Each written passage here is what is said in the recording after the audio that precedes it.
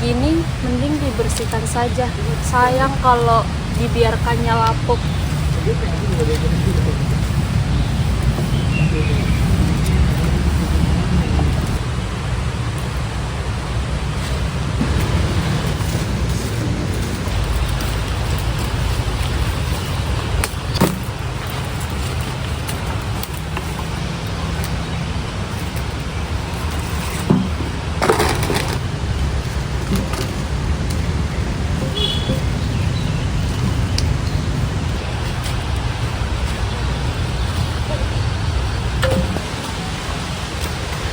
Permisi Pak. Kenapa Bu? Pak, begini.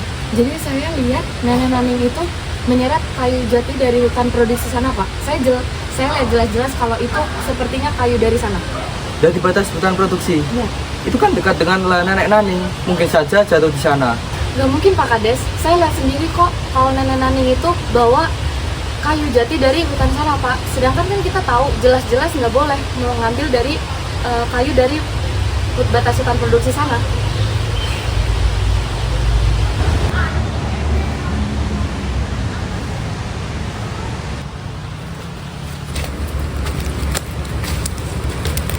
Selamat siang Bu Naning, kami dari kepolisian mendapat laporan terkait pengambilan kayu di kawasan hutan produksi. Kayu yang mana Bu? Itu kayu di dekat pagar rumah saya. Saya cuma ingin memindahkan. Bu Naning, ada laporan dari warga bahwa kayu itu diambil dari batas hutan produksi. Itu merupakan kawasan yang dilindungi. Kami harus menindaklanjuti. Ayo Bu. Bu, saya nggak salah Bu. Jangan Bu.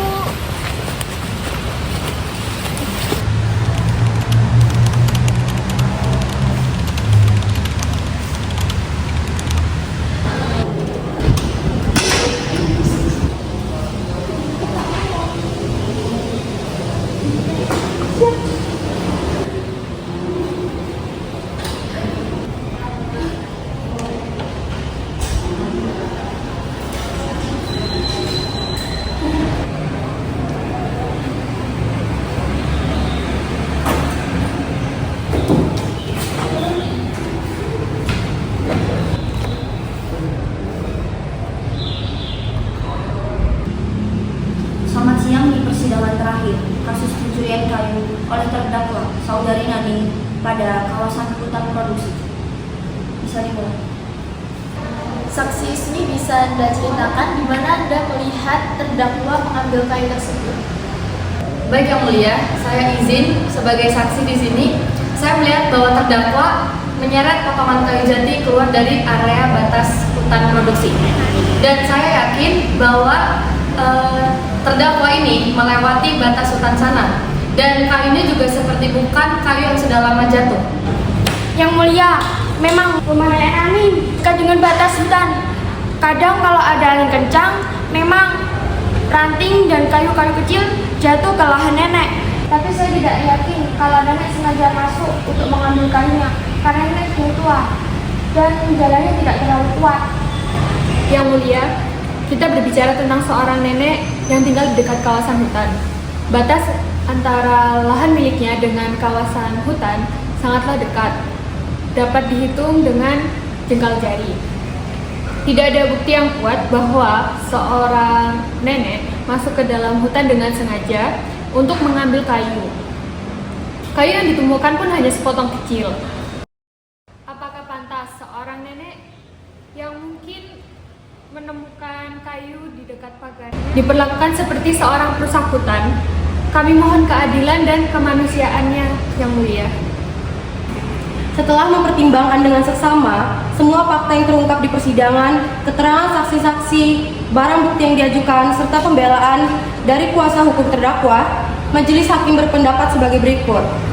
Terdakwa Saudari Naning terbukti secara sah dan diyakinkan bersalah melakukan tindak pidana pengambilan hasil hutan tanpa izin yang sah di kawasan hutan produksi.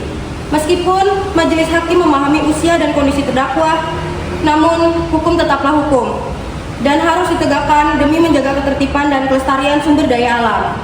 Oleh karena itu, dengan menjunjung tinggi keadilan dan berdasarkan undang-undang yang berlaku, majelis hakim memutuskan Menyatakan terdakwa Saudari Naning bersalah dan dihukum dengan tindak pidana penjara 5 tahun.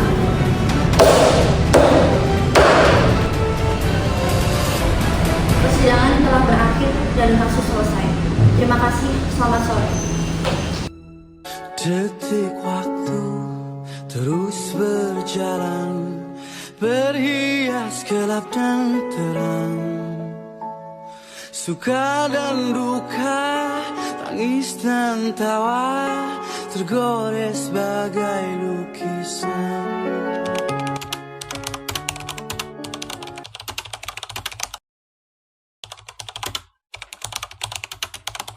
Saya Muhammad Amin, dosen PKN di Civic Hukum. Apakah menurut Bapak hukum di Indonesia sudah adil? Adil itu ada dua pengertian ya, ada yang secara objektif, ada yang secara subjektif. Tergantung dari siapa yang memberikan jawaban. Lalu apa tanggapan Bapak mengenai kasus nenek pencuri kayu? Apakah sudah mencakup keadilan bagi rakyat kecil? Kalau dari segi hukum yang berlaku di Indonesia itu sudah sesuai dengan aturan, berarti sudah adil. Pencurian itu sekecil apapun, kalau disebut pencurian itu sama dengan mencuri yang lebih besar. Harus diadili. Yang penting apakah dia itu melakukan pencurian atau tidak. Apakah pencurian itu besar atau kecil itu tidak ada masalah. Oke, jadi dia memang sudah masuk kategori mencuri sehingga diproses sesuai dengan KUHP dan KUHP. Jadi diberikan hukuman sesuai dengan aturan sudah adil. Makasih Bapak. Nah,